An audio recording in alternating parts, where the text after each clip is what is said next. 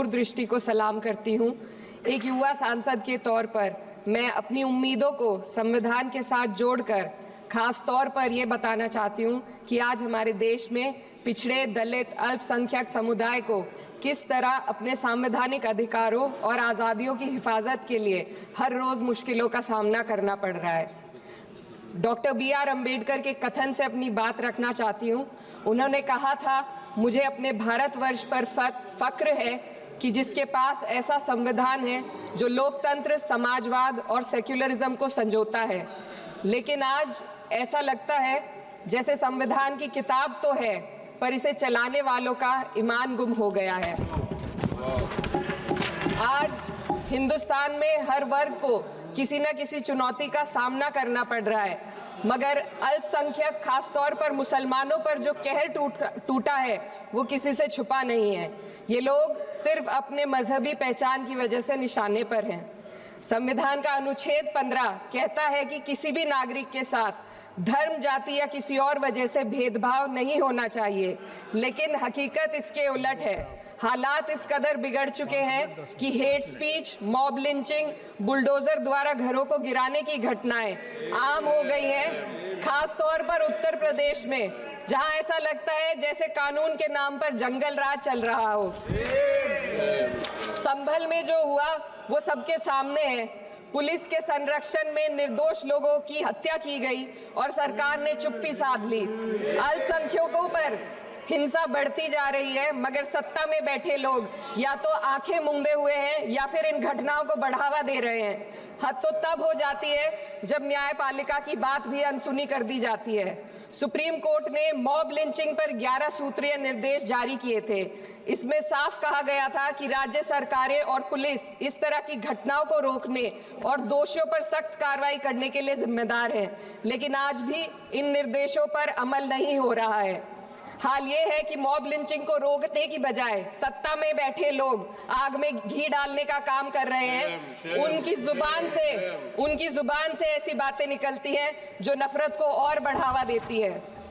ये अशांति अब इतनी गहराई तक फैल चुकी है कि हमारे समाज के धर्मनिरपेक्ष चरित्र पर गंभीर सवाल उठ रहे हैं। साल की शुरुआत में ही कई राज्यों में दुकानदारों को अपने नाम बोर्ड पर लगाने के लिए मजबूर किया गया।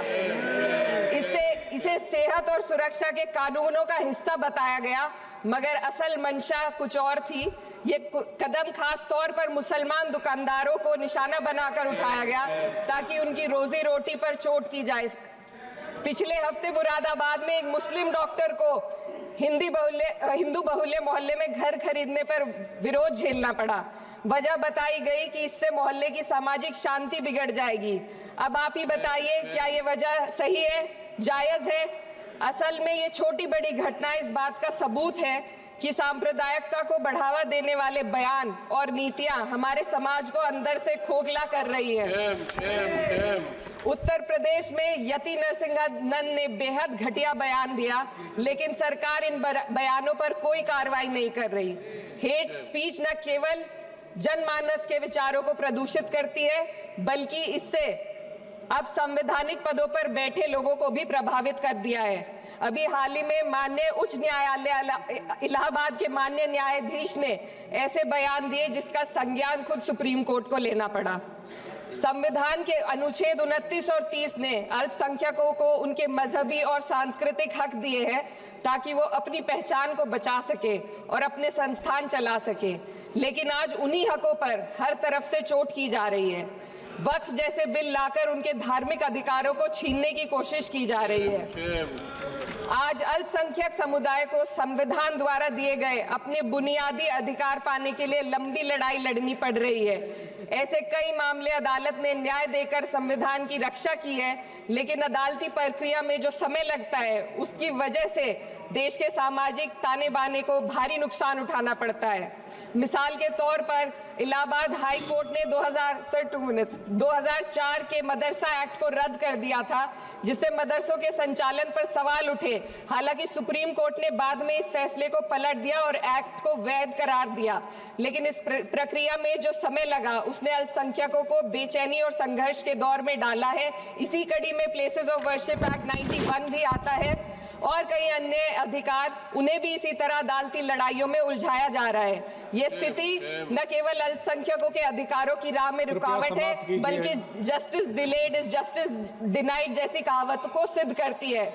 मैं इस सदन से दुनिया भर के अल्पसंख्यकों की आवाज उठाना चाहती हूँ, खास तौर पर हमारे पड़ोसी देश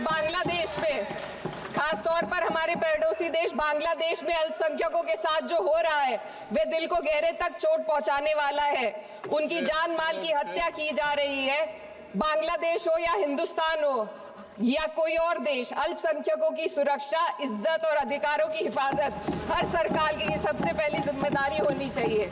मैं इस सदन से अपने देश के अल्पसंख्यकों के साथ बांग्लादेश के पीड़ित अल्पसंख्यकों की आवाज को एक साथ उठाना चाहती हूँ। ये वक्त की पुकार है कि हम सब मिलकर ये सुनिश्चित करें कि किसी भी इंसान को उसकी पहचान या मजहब के कारण डरकर जीने पर मजबूर ना होना पड़े। जहाँ हक छीने जाते हैं वहाँ अमन खो जाता है। ये बात हर सरकार को समझनी चाहिए। अगर हम सच में अपने संविधान का सम्मान करना चाहते हैं तो हमें नफरत और भेदभाव को खत्म करना होगा। हमें ये दिखाना होगा कि ये मुल्क हर वर्ग, हर जाति, हर धर्म और हर समुदाय का है, और जब तक ऐसा नहीं होगा तब तक संविधान की आत्मा सिसकती रहेगी। सर, अपनी बात को खत्म करते हुए मैं एक शेर अर्ज करना चाहती हूँ। ये दाग दाग उजाला, ये शब गजीदा शहर, वो इंतजार था जिसका, ये वो शहर तो नहीं।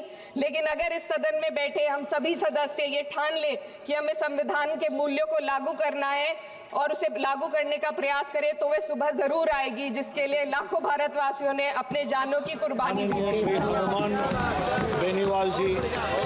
हनुमान बेनीवाल जी। धन्यवाद सभापति जी।